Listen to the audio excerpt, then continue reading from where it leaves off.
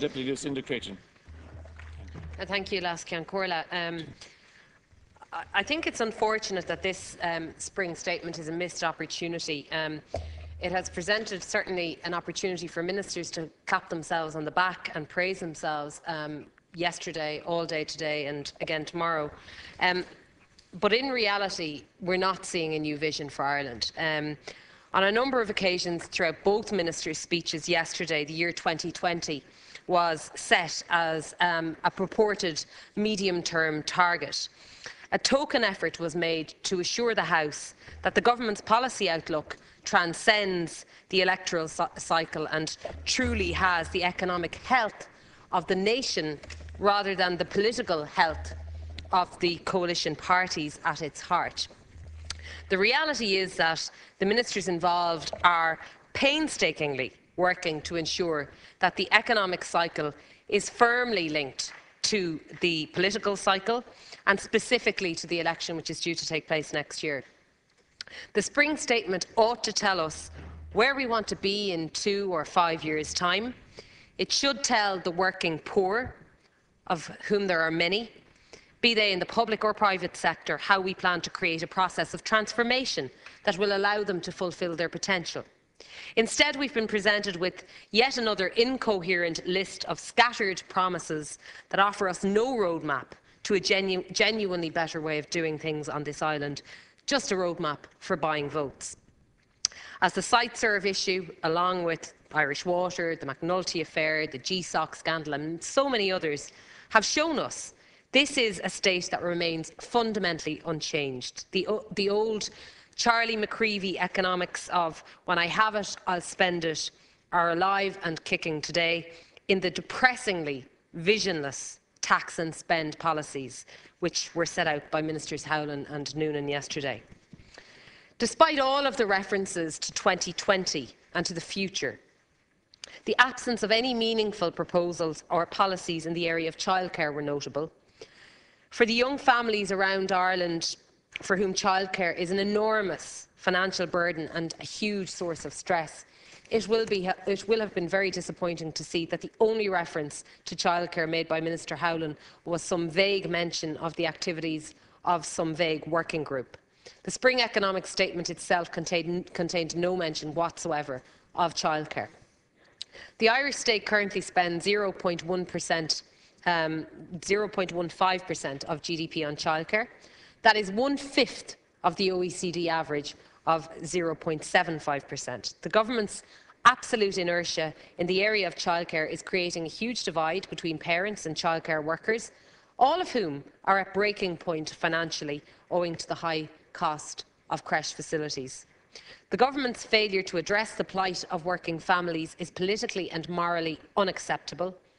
A cornerstone of Renew Ireland's policies is to transform the childcare model in Ireland.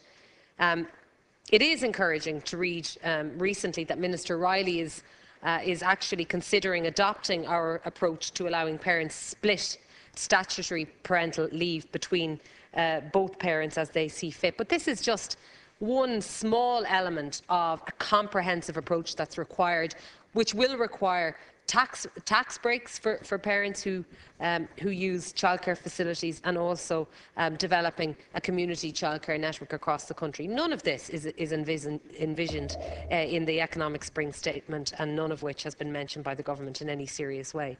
Another area in which the spring statement was absolutely silent in terms of substance yesterday was in the area of supporting small business, Indigenous Irish business. The SME sector, Minister, accounts for 68% of employment across the Irish economy. Yet there is nothing in the spring statement to suggest that the government intends to overhaul what is a fundamentally unfair and discriminatory treatment of the self-employed and business owners in respect of both tax and social welfare. Minister Howlin stated yesterday that a functioning society is a fair one where the fruits of economic growth are shared among the people. In that context, Minister, it is extremely puzzling that the government is willing to force self-employed people to pay up to 8 times as much income tax as PAYE workers with equivalent earnings. I also wonder whether Minister Howlin has the self-employed in mind when he states that the government is committed to providing necessary welfare and other supports to those who need them, because the self-employed are entitled to none. I noted at last night's press conference that Minister Noonan said that the margin between the level of tax paid by the self-employed and PAYE workers should be reduced at the next budget, but he wasn't in any position to say by how much.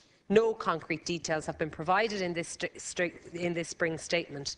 The reality is that the discrimination we cannot afford to wait for it to be incrementally phased out. It must be eradicated entirely in the 2016 budget.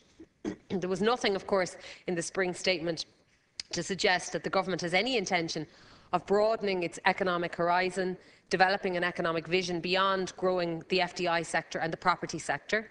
Two-thirds of the employment growth targeted by Minister Noonan and Enterprise Ireland is from foreign multinationals. What we heard in the Chamber yesterday will simply confirm to the owners of small businesses, to the self-employed people and to the entrepreneurs across the country that this government is not ready to recognise and appreciate the difficulties they face in operating and trying to grow their businesses. The government had flagged well in advance of the spring statement that public sector pay rises were on the way, and the confirmation of same received yesterday was hardly a surprise to any of us. But I want to raise two issues briefly with regard to this. Firstly, I consider it extremely worrying to see that the coalition is happy to repeat the mistakes of the Celtic Tiger in its approach to public sector pay and remuneration, and Deputy Naughton has really enunciated this very clearly, quoting directly from a Fine Gael policy document before the last election. The forthcoming national economic dialogue is reminiscent of the social partnership model which the Fianna Fáil party led through the boom period and indeed the bust period, with the coalition seeking to buy votes of trade unions through behind closed door pay negotiations. Exact same thing as we've seen in the past. It's difficult to reconcile Minister Howland's boasts of productivity gains in the public sector yesterday with the government's resistance to the introduction of any performance management and accountability in the public service. By agreeing to restore public sector pay over the coming years without achieving meaningful cultural and structural reforms within the public service, the government is simply reverting to the failed policies of the past. Secondly, if the government is set on putting extra money in people's wallets and purses in advance of the election, it should be done in as fair a way as possible. That is the stated aim of Minister Howland, but unfortunately the means differs from that. That fairness could be achieved through changes to taxation rather than expenditure. A cut in the marginal rate of income tax combined with an adjustment in the entry rates across the taxation band would genuinely impact upon employees of both public and private sector equally. The restoration, so-called, of public sector pay benefits only one small section of our society. It creates an unnecessary degree of partition within our workforce, and it undermines the social cohesion and solidarity which has been clearly demonstrated by the Irish people over the last 7 years. There is still time, Minister, to pull back from the regressive return to Bertie Ahern-inspired economic and political mismanagement in this country. All that is required is the political will to take a genuinely new and reforming direction. Sadly, after 4 years of continuity FF policies, it is difficult, almost impossible to believe that this government has any desire to take a new path. I think this is a real shame. It is a real wasted opportunity, and I hope that ministers, such as Minister Coveney, who's across the chamber from me, will consider providing leadership within government and trying to influence the direction so that it goes in a much more positive, visionary path than what was produced in the rather disappointing spring statement presented by Ministers Howland and Noonan yesterday.